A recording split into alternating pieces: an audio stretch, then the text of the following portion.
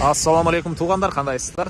Назарыңыздарда кайрадан эле Базар Жок каналы. Бүгүн 19 ноябрь 2022 жыл. Мен Бишкек шаарынын түндүк тарабы Манас айылында жүрөм туугандар. Ушул Манас айыл тарабынан бир чоң мал сарай, көл, кыскасы ушундай чоң объект сатылып атыптыр. Ошол жөнүндө силерге маалымат берейин дегем.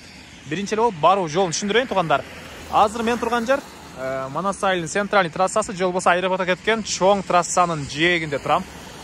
Сатылуучу объектибиз ушул Манас айылынын бүтөр жеринен сиздер түз батышты карай кете бересиздер. Могу көчөнөн ориентир бул Ак жол заправкасын алсаңыздар болот. Ушул Ак жол заправкасынын тушунда көчө менен батышты карай 2 километр жүрсөңүздөр 9 гектар жер, мал сарай, көл, ошонун баары жайгашкан. Азыр видеону өткөрүп аягына чейин күзөтүп туруңуздар. Барып калган маалыматты берем. Анан күн сайын Бишкек шаарынан сатылуучу жер, үй, квартираларды көрүңүздөр келсе, подписаться баскычын басып кетиңиздер. Бишкек шаарынан жана Чүй областынан туугандар. Мынакей туугандар, келүү жолун түшүндүргөнчө, бүгүнкү чыгарыштагы сатылуучу объектке да жетип келип калдым. Бул мынакей объектибиздин кире бериши. Көрүп турганыңыздардай ворота орнотулган жана тегерентте чек аралары забор колдонуп тургандар. Мондай материал менен эмне деп койчу элем, ушундай забор менен тегерентте тосулган. Андан ары жердин аянты 9 гектар. 9 гектар жердин ичинде туугандар бул жакта узун турасы 125 болгон чоң мал сарай, бул жакта малчылардын бөлмөлөрү, банясы, жемканасы, дробилка баары бар. Жана бул жакта үндүк баккан жер, төрүндө 4 гектар көл, анан бул жакта гостевой, көлгө балык тутканга, эс алганга келгендер үчүн гостевой помещение деле бар. Жана ал жакта дагы бир мал сарайдын, малчынын эмеси бар, бөлмөсү деле бар экен. Электр энергиясы бар туугандар, өзүнүн трансформатору бар экен. Бул объекттин суусу скважина артезиан, мына ушундай. Жанакы Манас айылынан бул жерге чейин 2 километр. Анан КамАЗ менен деле, фура менен деле кенен келе бересиздер. Келгенде алды тарабынан кайрылганга деле чоң жерлери кенен кайрылып кете берет. Жана жол менен деле келсеңиздер болот. Фура, КамАЗдар менен келе аласыздар. Документтер боюнча кызыл китеби бар экен туугандар. Бул 9 гектар жерибиздин кызыл китеби бар. Келип кааласаңыздар завод саласыздарбы, кааласаңыздар мал карайсыздарбы, ал өзүңүздөрдүн каалооңуздар. Мынакей чек аралары. Бул чыгыш чек арасы түз кете берет туугандар, ылдый карай. Азыр ылдый тарабын деле көргөзсөм. Анан батыш чек арасы батыш тарапта көлдүн бүткөн жерине чейин болуп калат туугандар. Анан бул жакта жемканасы, ичинде ошол жемдерди жанчыган, майдалаган дробилкалар бар экен. Кыскасы көрүп турган могу темир терсек, могу тележка баары калат туугандар. Эч нерсе алып кетпейм деп айтты. Көргөнүңүздөрдүн баары калат. Анан мал караганга ушундай чоңураак объект издеп жүргөн тааныштарыңыздар же завод салам деген тааныштарыңыздар болсо, видеону бөлүшүп кетиңиздер. Ал нерсе бул объекттин ээсине жана ошол объект издеген адамга да чоң жардам болот. Бул жакта мал сарай, мал карагандардын 2 бөлмөсү бар. Ар бири 2 бөлмөдөн турат. 2 чабан үчүн 2 бөлмөсү. Кыскасы 4 комната бар ушул жерде. Сөзүмдөн чагышып кеттим. Мынакей бул жакта дагы мондай помещение, үндүк багат экен. Үй ээси бул жакта. Анан бул жакта мал сарай. Кааласаңыздар жылкы, кааласаңыздар уй. Болжол менен 200дөн, минимум 200дөй чоң мал батат деген оюн айтты бул объекттин ээси. Ал жактан кирейин десем туугандар, тиги малчылар бар экен. Мал баккан байкелер бар экен ошол жакта. Ошого ал жактан көргөзө алгам. Жок, алар видеого түшүп калбасын деп, азыр видеонун жүрүшүнө айланып ал жак менен чыгам. Мынакей бул ички тарабы туугандар, стеналары кирпич, мынакей калың кирпич.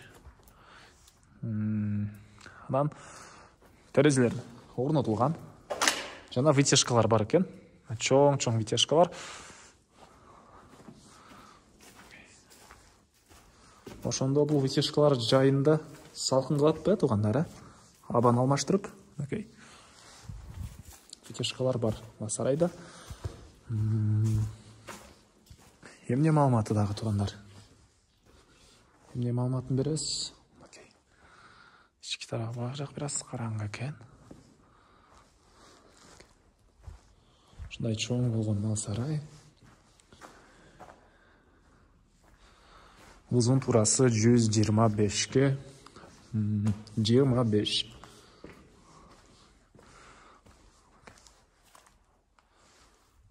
Адамдары айланы ал жагынан көргөзсөйүн. Ылдый жактары стяжка экен, бул эмне экен? Калың бир стяжка сыяктуу экен, тууганда бирок стяжкага караганда кичине башкача материалда көрүнөт. Андан арыныкы бул жакта уйлар. Сыркычада ушул эле бөлүгүндө объекти ээси мал кармайт экен, туугандар. Бул жакта деле мынакей терезелер, вытяжкалар бары бар.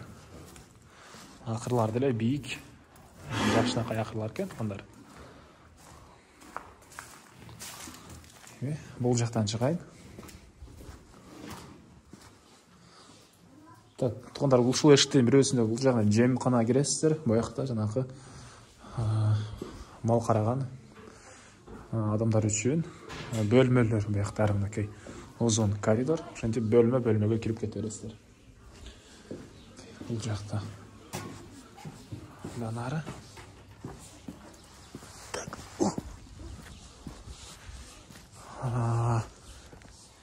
Эми бир чекенен көргөзө берейин. Эмнени көргөзсөм? Көлдү көргөзөйүнбү, үндүккананы? Мондайдан көргөзүп кете берейин. Так. Окей, жай айларында акырлар мынакей. 9 гектар жер, туугандар. Бишкек шаарынын түндүк тарабы болуп калат. Сокулук районуна караштуу болуш керек. Бул менин оюмча бул жер Сокулук районуна.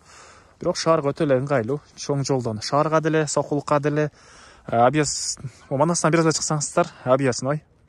Бир аз түшсөңүздөр, бул жакта аэропорт. Эгер завод салам десеңиздер,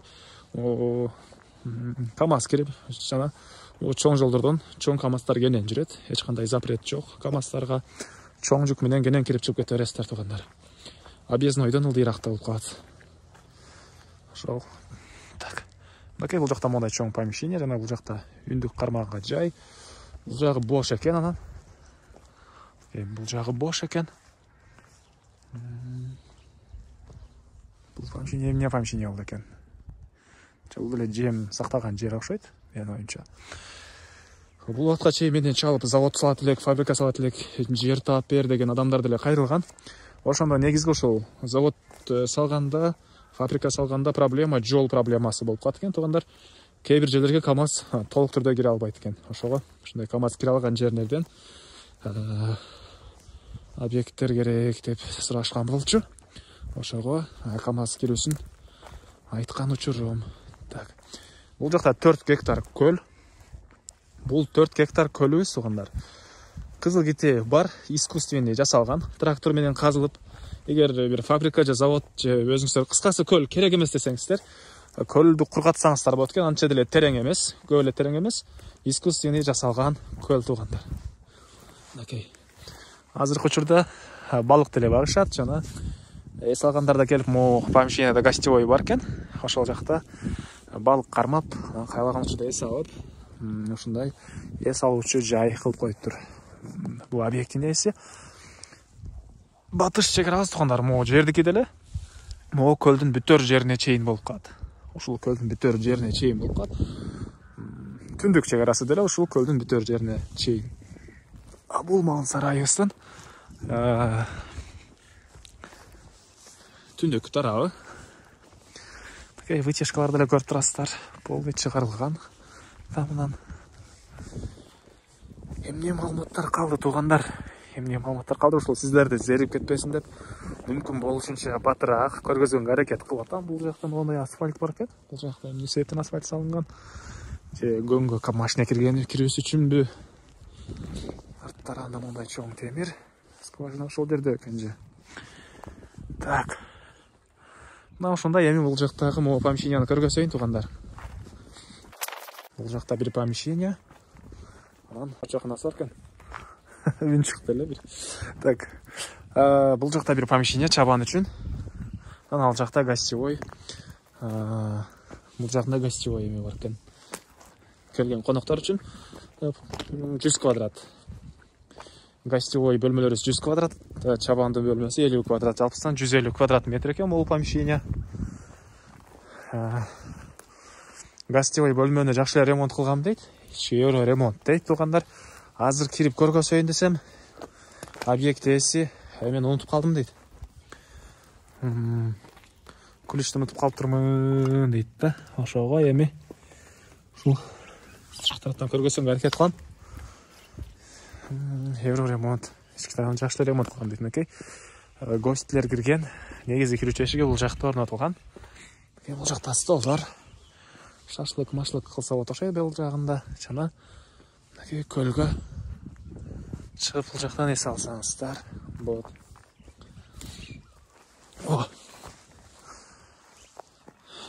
Балыкчылык менен алектенем деле болсо болгудай көрүнөт. Келип байкап көрүңүздөр. Эми айтылбаган бир эле баасы калды окшойт бул объектибиздин. $580 000 деп атышат туугандар. Сүйлөшүү болот. 9 гектар жер, мал сарай болуп, помещениялар, өндүк баккан жерлер баары болуп $580 000 сүйлөшүү болот. Эсин номерин мен экранга калтырам. Анан кээ бирлер шашылып маалымат бердиңер десеңиздер, туугандар көпчүлүк эле зеригип калат. Негизги жерин тартып көргөздүм колдон келишинче. Мен просто башка аудиторияны да ойлойм туугандар. Көп тартсак өтө эле зеригип кетет деп. Ошол негизги маалыматтарын көргөзөм көбүнесе. Азыр кыдырып, олардын баарын тууралуу мондай десем, кыскасы мен көбүрөөк адамга көргөзүп беришим керек. Азыр мен силерге көп сүйлөсөм, YouTube'дун алгоритминен силерге айтканга туура келип калат. Кыскасы мына ушундай негизги маалыматтар ушундай. Да келип карап көрүңүздөр. Сүйлөшүү болот $580 000, ээсинин номери экранда. Сынакта сүйлөшүп көрүңүздөр. Анан туугандар,